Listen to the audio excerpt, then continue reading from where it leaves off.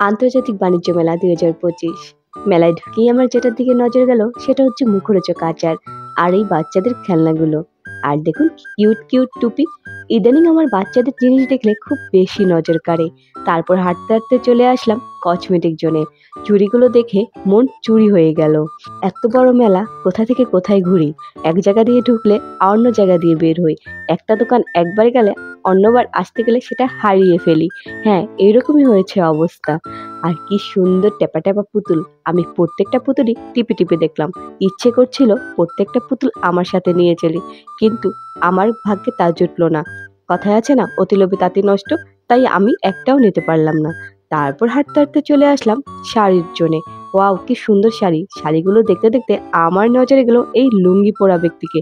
লুঙ্গির উপরে কোট। এখানে এসে দেখি ভাই আর পূর্ণা কি সুন্দর খেলা করছে। আর দেখুন, এই জরি পুতুলগুলো এখনো যারা কিনেননি তারা তো কিছুই কিনতে পারেননি।